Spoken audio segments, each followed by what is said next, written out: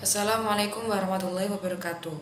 Perkenalkan, kami dari kelompok 1 mata kuliah Ekonomi Politik yang hari ini akan membahas mengenai ilmu politik dan ilmu ekonomi.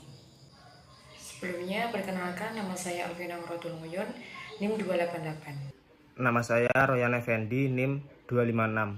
Nama Angga Wahyudi dengan NIM 277.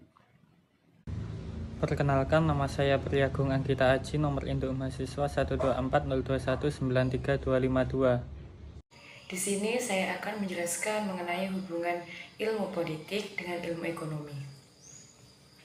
Dilihat dari pengertiannya, ilmu politik merupakan salah satu ilmu yang mempelajari mengenai kehidupan politik di suatu negara. Kegiatan dalam suatu negara yaitu mencangkup proses penentuan tujuan dari suatu negara dan cara melaksanakan ataupun mencapai tujuan tersebut. Kemudian dalam upaya pencapaian tujuan, kita perlu adanya kebijakan-kebijakan umum yang mana di dalamnya terdapat pengaturan dan pembagian ataupun alokasi dari sumber-sumber yang ada yang hanya dapat dilakukan oleh pihak-pihak yang memiliki wewenang ataupun kekuasaan.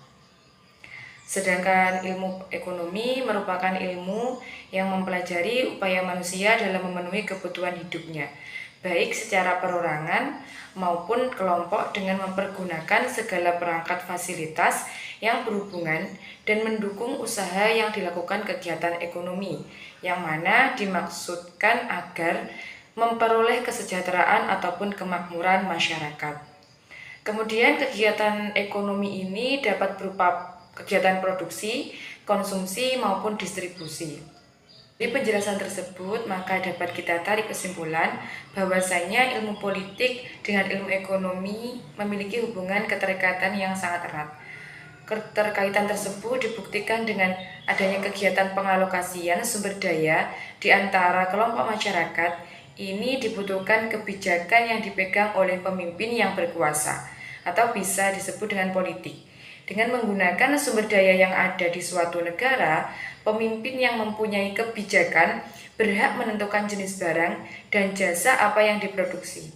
Misalnya fokus pada industri ataupun jasa, dan bagaimana metode yang digunakan dalam memproduksi barang atau jasa itu diproduksi.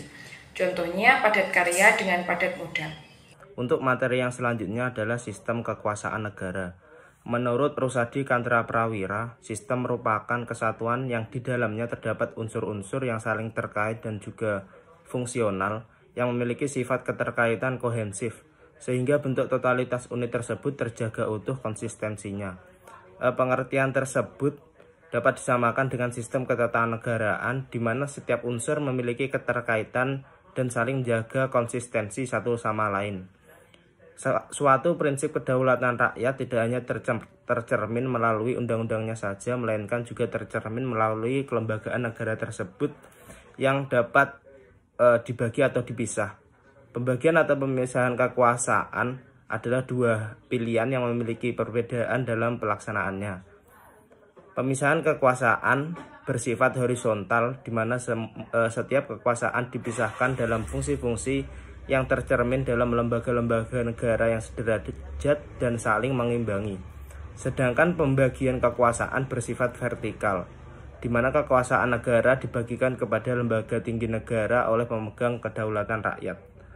Adapun menurut John Locke, kekuasaan negara dibagi menjadi tiga, yaitu eksekutif, legislatif, dan juga federatif.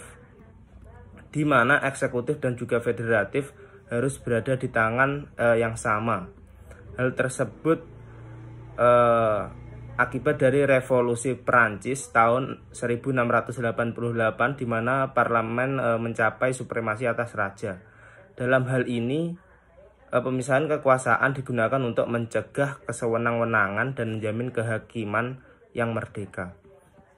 Sedangkan menurut Montesquieu, pemisahan kekuasaan terbagi atas tiga kekuasaan, yaitu eksekutif, legislatif, dan juga yudikatif, di mana eksekutif dan legislatifnya atau setiap lembaga tersebut berada di tangan yang berbeda. Sedangkan menurut sarjana Belanda yaitu Van Vollenhoven, membagi fungsi kekuasaan dalam 4 fungsi yang kemudian disebut catur praja. Yang pertama yaitu regeling atau pengaturan, kurang lebih identik dengan fungsi legislatif yang dikemukakan oleh Montesquieu. Yang kedua adalah bestur, identik dengan fungsi pemerintahan eksekutif. Yang ketiga adalah peradilan, yang keempat adalah politik, yang menurutnya merupakan fungsi untuk menjaga ketertiban dalam masyarakat dan peri kehidupan bernegara. Pemikiran dari ketiga ahli hukum tersebut dapat menjadi sebuah kesimpulan, yaitu sebagai suatu reaksi terhadap absolutisme dan menggunakan suatu bentuk negara berdasarkan atas hukum yang didasarkan pada pemisahan kekuasaan sebagai jaminan kebebasan. Adapun fungsi dari pembagian atau pemisahan kekuasaan tersebut adalah sebagai ciri konstitusionalisme dan sekaligus tugas utama konstitusi, sehingga kemungkinan kesewenang-wenangan dapat dikendalikan dan diminimalisir, seperti kata Lord Action yang dalam bahasa Indonesianya, kekuasaan cenderung untuk menjadi sewenang-wenang, dan dalam kekuasaan yang bersifat mutlak, kesewenang-wenangan juga bersifat mutlak. Poin pembahasan selanjutnya yaitu adalah implementasi kebijakan. Di dalam poin ini terdapat beberapa unsur mutlak dalam melakukan eksekusi kebijakan politik oleh pemerintah. Nah, yaitu unsur yang pertama adalah adanya suatu program atau kebijakan. Unsur yang kedua yaitu terdapat atau adanya pihak yang menjadi target kebijakan, dan unsur yang ketiga yaitu adalah adanya pelaksana kebijakan. Nah, praktisnya tiga unsur tersebut saling berkaitan. Sebagai contoh, ketika sebuah pemerintah ingin melakukan atau menerapkan kebijakan politik terhadap batasan perdagangan antar negara, maka dalam kebijakan tersebut harus terdapat sebuah kebijakan yang akan diberlakukan, pihak yang terkait yang menjadi target kebijakan, dan pihak yang menjadi pelaksana serta hingga menjadi pengawas kebijakan. Nah, kebijakan politik yang dimaksud tersebut berkaitan dengan berbagai kegiatan ekonomi, dapat seperti produksi, distribusi, konsumsi, pembentukan harga seperti dengan kebijakan penetapan harga maksimum, penetapan upah minimum regional, kebijakan perdagangan internasional, investasi. Nah, sehingga implementasi kebijakan politik tersebut akan memberikan suatu dampak tertentu kepada pihak yang dimuat dalam kebijakan tersebut. Poin D, berbagai implementasi kebijakan pemerintah. Implementasi kebijakan pemerintah daerah banyak hal dari faktor kemiskinan, dan salah satu contohnya ada karena malas untuk berusaha dan sengaja untuk dimiskinkan. Sama hal seperti di kabupaten yang lain, kemiskinan menjadi pokok masalah, padahal kalau dilihat dari kekayaan alam kita, negara Indonesia tidak pantas memiliki rakyat yang begitu banyak untuk menderita karena kemiskinan. Banyak masyarakat kita miskin bukan karena miskin dan bukan tidak mau berusaha.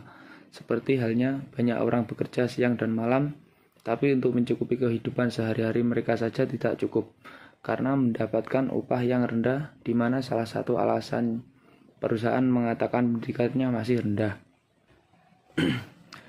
Di sisi lain pula, kita bisa melihat bahwa kekayaan alam di daerah ini termasuk negara terkaya.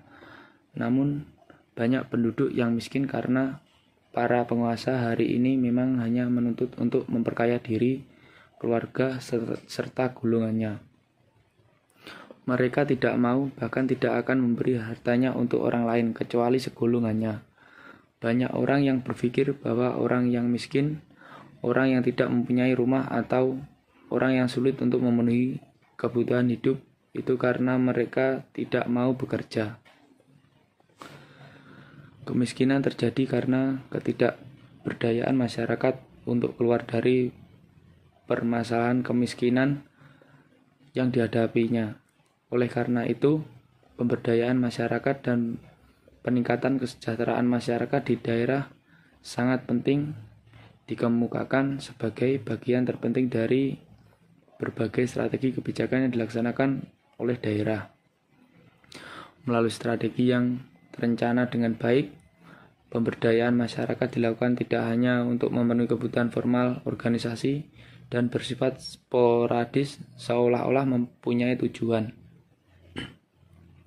Berbagai kebijakan dan program pemerintah selama ini telah dilaksanakan dalam rangka menanggulangi kemiskinan di Indonesia, antara lain bantuan langsung tunai, program pengembangan kecamatan, program Raskin, dan subsidi BBM, serta program penanggulangan kemiskinan perkotaan. Kebijakan digulirkan sebagai wujud konkret kepedulian dan komitmen pemerintah dalam rangka penanggulangan kemiskinan.